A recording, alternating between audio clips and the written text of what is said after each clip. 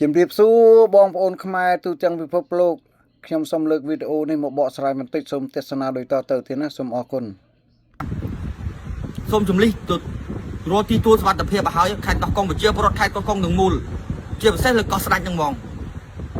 ហ្នឹងហើយខេត្តទី2គឺខេត្តឧត្តរមានជ័យខេត្តឧត្តរមានជ័យនេះគេមិនដែលគិតថាខេត្តហ្នឹងខេត្តខ្មែរទេខ្ញុំប្រាប់ថៃគេអត់មានដែលគិតថាខេត្តហ្នឹងខេត្តខ្មែរទេតាំងពីព្រះនាមទី9នោះភូមិច្បល់ដល់ចាដេតនោះខ្ញុំប្រាប់គេថាខេត្តហ្នឹងគឺជាខេត្តថៃប៉ុន្តែគេឲ្យខ្មែរខ្ចីបងប្អូនដែលមើលគេវាយថាជាពិសេសនេះខេត្តបន្ទាយមានជ័យហ្នឹងហ្មងខេត្តបន្ទាយមានជ័យហ្នឹងគឺបងប្អូនចាំមើលបើមិនរកទីទួលសុវត្ថិភាពហើយរកទីទួលសុវត្ថិភាពហើយនេះខ្ញុំប្រាប់ឯណាតន់នៅមានពេលវេលាព្រោះអីតន់នៅមានពេលវេលាដោយសារអីដោយសារប្រទេសថៃហ្នឹងវាមានព្យុះមានភ្លៀងគេប្រតិបត្តិអត់បានជើងទឹកហើយនឹងជើងអាកាសគេប្រតិបត្តិអត់បានបើតែជើងគោកគេវាយខ្មៅជើងបានបងប្អូនឲ្យមើលគេវាយក្នុងខែហ្នឹងបងប្អូនគេវាយក្នុងខែហ្នឹងជំលីហើយនៅតិចថ្ងៃណាបងប្អូននៅតិចថ្ងៃណាហើយបងប្អូនថាបើគេមិនវាយឈប់ជឿខ្ញុំបើគេមិនវាយបងប្អូនណារបបនេះដឹកនាំកាត់ដីគេឲ្យគេយកតាមពើចិត្តមកឲ្យគេយកតាមពើចិត្តកុងតឺន័រនឹងបន្លាលុះចង់បានឡើយណារីរដ្ឋាភិបាលកម្ពុជាឲ្យឡើយហ្នឹងខ្ញុំប្រាប់អាហ្នឹងដោយសារមិនផ្ទុះបើថាមិនផ្ទុះពុតទេមានតែរីរដ្ឋាភិបាលកម្ពុជាថៃចង់បានដីឡើយណាគឺយកឡើយហ្នឹងអាហ្នឹងអត់ផ្ទុះទេអត់ផ្ទុះពុតទេហើយប្រជាពលរដ្ឋយើងនៅខ្ញុំចង់ប្រាប់ប្រជាពលរដ្ឋថាខ្ញុំក៏ចង់ចែកឲ្យផ្ទុះឲ្យបងប្អូនក្រោកជាមួយមន្ត្រីរាជការនិងកងកម្លាំងប្រដាប់អាវុធដែរប៉ុន្តែបងប្អូនដឹងទេតាក្រោកសង្គ្រាមស៊ីវិលទៅនេះអាកពូជយូននេះវាចូលជួយមេតបធំវាសិតតែយូនបងប្អូនដឹងទេហ៊ានតែយើងក្រោកមកវាលេះវាឲ្យកងទ័ពវៀតណាមមកចូលសម្លាប់ជម្រាបសួរបងប្អូនខ្មែរទូទាំងពិភពលោកវីដេអូនេះខ្ញុំសូមផ្ញើជូនទៅម្ចាស់เพจនេះផងណាដែលនិយាយថាថៃប្រុងវាយខ្មែរវាយអីនេះណាហ្នឹងហើយឲ្យប្រជាជនខ្មែរហ្នឹងត្រៀមខ្លួននៅខេត្តព្រះវិហារហ្នឹងអូខេហើយក្មួយឯងអីក៏ច្បាស់លាស់ម៉េះហើយប៉ុណ្្នឹងហើយនៅឆ្លើយថាខ្លួនមិនក្បត់ជាតិទៀតអូខេក្មួយឯងពាក្យក្បត់ជាតិហ្នឹងណាគេថាក្មួយឯងជាជនក្បត់ជាតិក្មួយឯងបកកាយថាមិនជនក្បត់ជាតិទេក្មួយឯងយកចំណុចត្រង់ណាថាដែលថាខ្លួនជនក្បត់ជាតិបើមួយម៉ាត់ណាក្មួយឯងសរសើរថាថៃហ្នឹងនឹងហើយកែហៅថាកង្កែបក្នុងអណ្ដូងអូខេសង្គ្រាមខ្មែរនិងថៃ21ថ្ងៃបើសិនជាថៃវាវាយខ្មែរចូលចុះវាមិនវាយខ្មែរប៉ុណ្ណឹងវាវាយខ្មែររៀបដូចកន្ទេលអញ្ចឹងហើយវាវាយទៅយល់ដល់ទីក្រុងភ្នំពេញនេះគំនិតវាប៉ុន្តែវាវាយគេមកចូលចុះហ្នឹងហើយដែលវាប្រើបាត់ច្បាប់បត់ឈប់បាញ់អូខេមួយឯងកែបក្នុងដងហើយអូខេអត់ដឹងថាសមត្ថភាពខ្មែរនោះយ៉ាងណាទេក្មួយឯងកំភ្លេចណាខ្មែរជាអ្នកឈឺចាប់អូខេសំបីតាហ៊ានខ្មែរដែលនៅតិចអីហ្នឹងក៏ថៃមិនងាយវាយចូលបានដែរពីព្រោះខ្មែរឈឺចាប់ឲ្យយល់ចំណុចចង់ឈឺចាប់ហ្នឹងផងវាមកឈ្លានពានដីខ្មែរអូខេហើយក្មួយឯងមួយម៉ាត់ណាក៏សរសើរថៃដែរថៃវាយចូលច្រកណាខ្មែរមានបានវាយតនឹងថៃទេ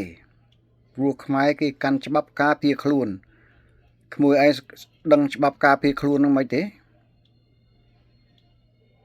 ច្បាប់ការពារខ្លួនហ្នឹងណាខ្មែរមិនត្រូវឈរលើខ្សែបន្ទាត់ព្រំដែនបានទេខ្មែរត្រូវតែកម្លៀតពីព្រំដែនរងចាំឲ្យសត្រូវចូលមកលើដីខ្មែរនោះទៅខ្មែរមានសិទ្ធិបាញ់សម្រាប់សត្រូវនេះណាដែលថ្នាក់ដឹកនាំខ្មែរគេធ្វើគឺធ្វើអញ្ចឹងព្រោះអីគេគោរពបញ្ជាច្បាប់ការពារខ្លួនអូខេ ដល់ថៃវាវាយមិនចូលហ្នឹងវាប្រើច្បាប់បត់ជបាញ់គ្រាន់តែសញ្ញេភ្លាមមិនទាន់នេះវាចូលរុញបញ្ជាគ្រឿងចាក់ឲ្យចូលមកភ្លាមទាំងត្រៀនយកដីខ្មែរឯថ្នាក់ដឹកនាំខ្មែរបញ្ជាមិនឲ្យកងទ័ពបាញ់ទេពីព្រោះយើងសាញសញ្ញេกระดาษច្បាប់បត់ជបាញ់ហើយនេះណាក្មួយឯងក៏ពឹងទៅលើថៃសម្បើម្លេះថៃមានគ្នាច្រើនប៉ុណ្ណឹងអូខេខ្ញុំធ្លាប់តែខ្ញុំម្នាក់ឯងណាតែហ៊ាននងវិបុលនៅប្រទេសនងវិបុលមកប្រទេសរត់ចេញពីប្រទេសទាំងអស់ខ្ញុំម្នាក់ឯងនេះខ្ញុំមានអឹមសីម្ដើមសវណ្ណធីណៃម្ដើមគ្រាប់សវណ្ណធីណៃ24គ្រាប់នងចកេះហើយអឹមសីគ្រាប់150គ្រាប់តែប៉ុណ្្នឹងឯងនេះណាមួយឯងកុំភ្លេចថាថៃវាអត់ដែលធ្វើសង្គ្រាមរាប់សតវត្សមកហើយខ្មែរទើបនឹងឆ្លងផុតទេកុំថាថៃខ្លាំងបើកដៃឲ្យខ្មែរមានអាវុធស្មើគ្នាណា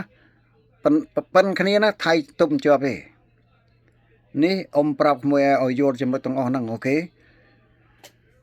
ខ្មែរពូជអ្នកចម្បាំងមួយដែរក៏ប៉ុន្តែខ្មែរវាភាគច្រើនបែកបាក់សាមគ្គីគ្នាអូខេចាប់តាំងពីពូជស្ដេចជ័យវរ្ម័នមកគឺខ្មែរបែកបាក់សាមគ្គីរហូតផែនដីទឹកដីជាទូទៅហើយក្មួយឯងមិនដឹងថាមានទំនាស់អីជាមួយនឹងតកូលហ៊ុនទេអូខេបើទំនាស់នឹងតកូលហ៊ុនហ្នឹងណាក្មួយឯងគួរតែរកវិធីដោះស្រាយបើក្មួយឯងបន់នៅថៃវាយខ្មែរនោះបានន័យថាក្មួយឯងក្បត់ជាតិហើយសង្គ្រាមតែចូលមកមើលមិនឃើញទេក្រកភ្លើងបើគេមិនស្លាប់យើងស្លាប់តែប៉ុណ្្នឹងឯងមិនថាប្រជារាស្ត្រមិនថាកងទ័ពទេកិច្ចផុតងាប់ដូចគ្នានេះណាក្មួយតែចាំទុកអូខេអ៊ំមិនថាក្មួយឯងក្បត់ជាតិនៅឡើយទេអូខេ